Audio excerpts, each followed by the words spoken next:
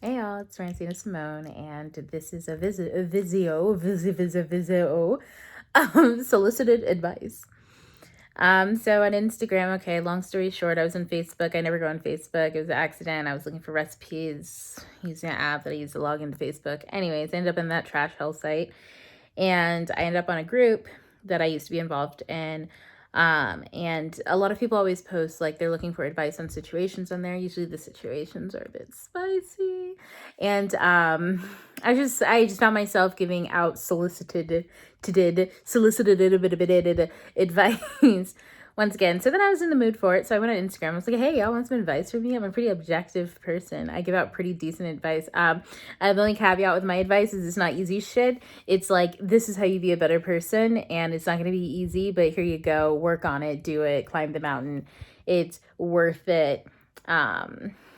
If you believe that ignorance is not bliss. So I got some questions, so I'm going to answer them. I told everybody that I keep it anonymous, so I will not be outing people on here. I'll just read the questions that I got and give you my general answers. And if you fall into this category, yay. If not, hope this is entertaining for you.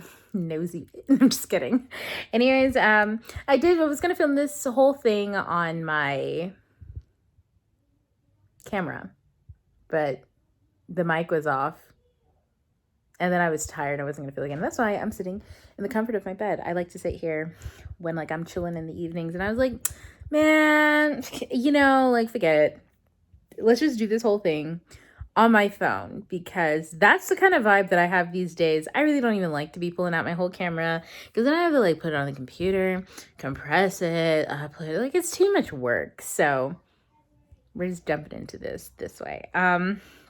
Bear with me while I pull this up on my iPad because I am unprepared. Wow, she couldn't even come prepared. Okay, so first question. The first question came from someone wanting to know, how do I stop caring so much about what other people think? It keeps me up at night.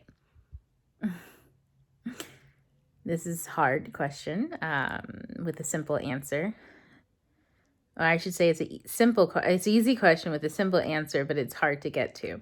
So, short answer is you have to realize that those thoughts that keep you up at night aren't about what other people think about you. It's about what you think about yourself. Now, how did I get there?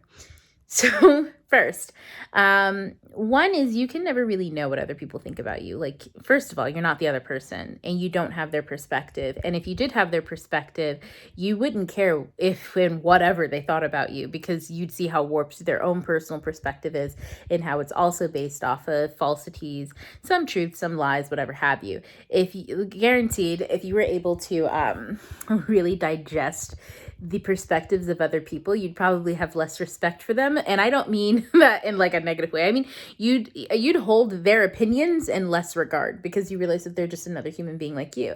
And why should you hold anyone else's perspective or opinion above your own? You shouldn't. Everybody has a perspective. That's the whole point of life, is to exist and to collect an experience. And so all people are made up of a collection of experiences. No one's better than any others. Some more warped than others. But if we're going to be totally fucking fair, I know this is going to bother a lot of people. Everybody's experiences are warped. I don't care what you think.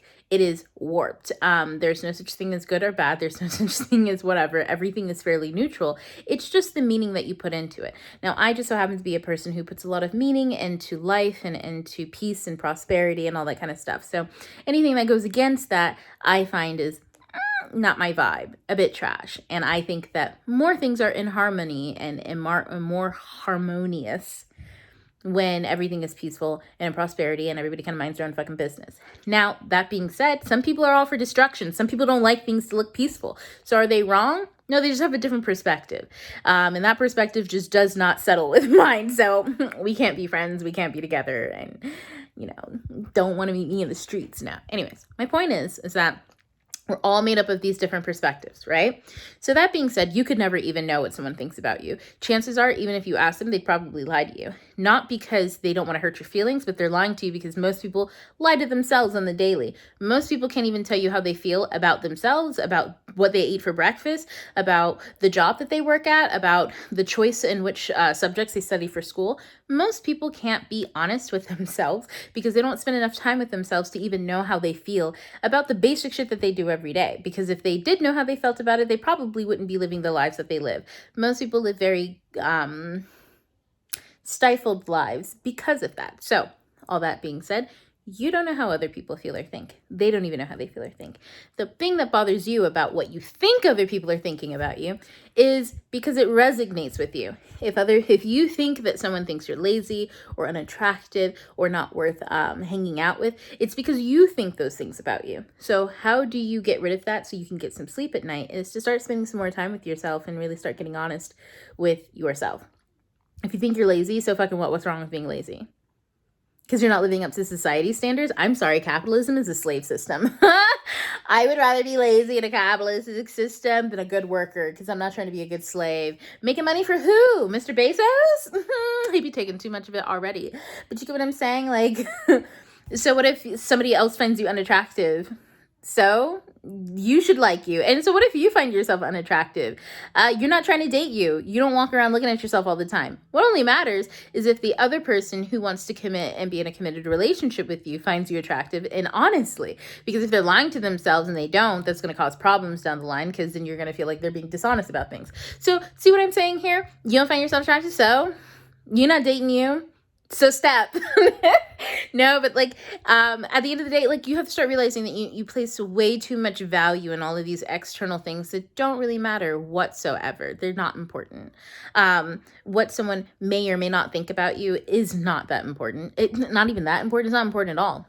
Even if you think, well, depending on their perspective on me, this could make or break an opportunity that I have, then the opportunity wasn't yours. If it was that based on something shallow, you're probably, if you even get the opportunity, you're going to experience it and realize that the opportunity was shallow and gutless and didn't mean anything. And then you're going to change course and try to find something else again, honestly. And that's just, I'm a resident witch, so I consider that's going the devil's route when you got to get into the details of stuff and be like, oh, well, I'm going to try it out anyways, even though it doesn't resonate with me or it's all shallow and false. I'm going to go for it anyways and prove that I am attractive or proves that I'm not lazy and all this stuff. Devil's in the details. You go through it. It's a horrible experience, but you did prove that you aren't lazy. You did prove that you were attractive. You just don't like the outcome afterwards. It's meaningless. Or, you can go through temperance. The angel who says, look, you want to learn through grace, just trust and faith that you have everything that you need and you are everything that you need and you don't need the validation of others or even the validation of yourself. Stop trying to validate yourself. Your only job in life is just to exist and to experience life, and that's it. And as you gain experiences, you will find the beauty in all of the things that you have a problem with when it comes to yourself. That's all. It's really that succinct. Okay, so the next question, I hope that made sense. I know a lot of people are like, that's not helpful. I swear to God, I will give you some helpful tips. Just stick around to the end because the next question that I'm going to be reading is kind of similar, and I feel like they both have similar tips at the end. And this one is... I have trouble asserting myself and not feeling like an omega when working with other groups of people. So how can I, be more assertive, right? Same thing. The reason why you have such a hard time being assertive, especially when working with groups of people, is because you doubt yourself. You are not comfortable with yourself. So therefore, you think other people will not be comfortable with your thoughts and ideas as you express them, or even the ways that you do express them. You're far too concerned with how other people view you than how you view the ideas and the thoughts that you have. Now, notice how I didn't say how you view yourself. If you cared more about how you thought what your ideas were and how you view your ideas, you wouldn't let other people or the perceptions that you have of what other people think of you stop you from expressing yourself and being a bit more assertive. So the thing here is I want us to understand that assertive people aren't people who take up space at a table.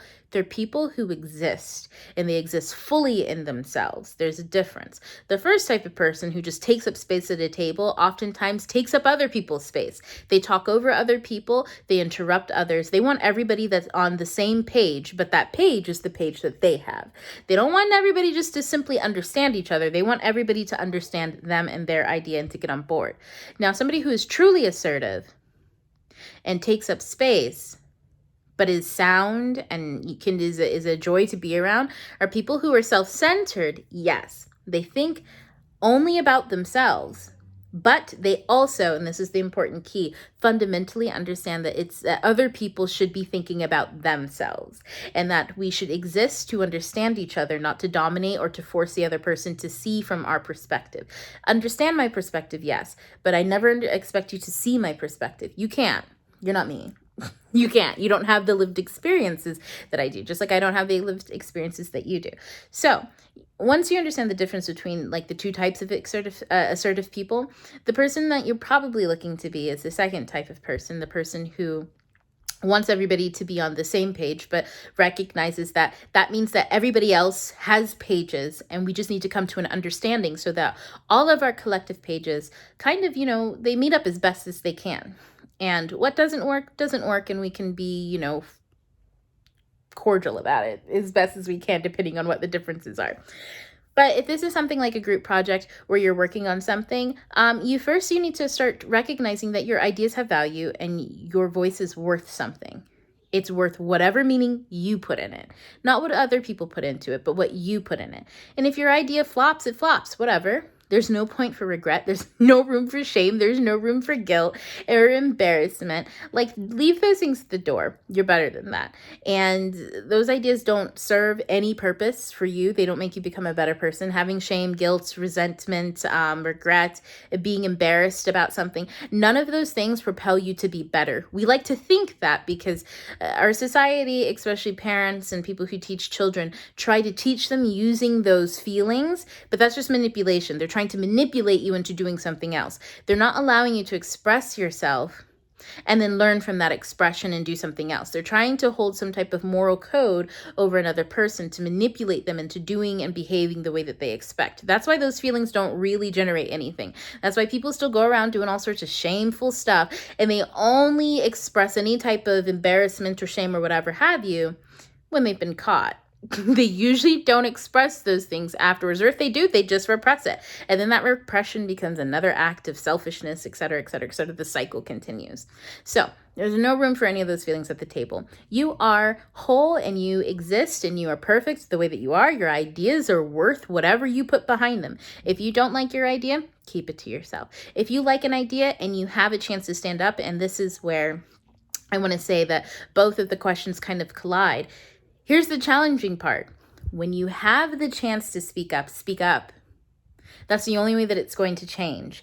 When you have the chance to make change, it's going to be uncomfortable. If you're sitting at home at night caring too much, or actually no. If you're in a social gathering, and let's say both of these people care too much, obviously both of these people care too much about what other people think.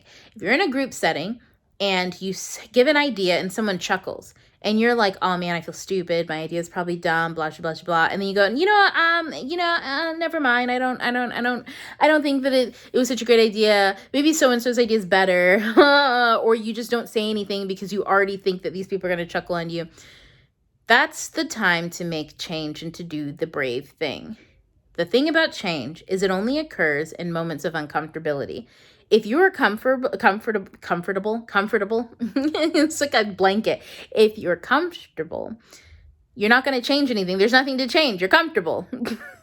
But when you are uncomfortable, that signifies a moment of transition. And you have the ability to do one of two things. Start the cycle over again and do the exact same thing you've been doing and suffer and suffer and suffer until another moment of being uncomfortable. Or you can decide to step into the unknown and do the thing that scares you. Once you do the thing that scares you, you start breaking the patterns and you start becoming someone who cares a little less about what other people think and a little more about what you think, because you're going to start thinking a whole lot more. And it's not caring more about what you think in juxtaposition to other people. It's caring more about what you think because you're intrigued by your thoughts. You're intrigued by these random little snippets of thoughts. Am I lazy, or am I just brought up in a society that only values being a productive member because I'm technically a slave and a cog? That's an interesting thought. You see how it has nothing to do with other people. It has nothing to do with, wonder if other people think this thought is good. No, it has nothing to do with other people. It's your thought. You find interest in it. And sooner or later, you want to express that simply because the thought itself is interesting. Has nothing to do with you, has nothing to do with another person, has everything to do with the thought. And once you start thinking more, you become more intrigued by thoughts and you care less about what other people think and more about what you're thinking about. So I hope that answered it.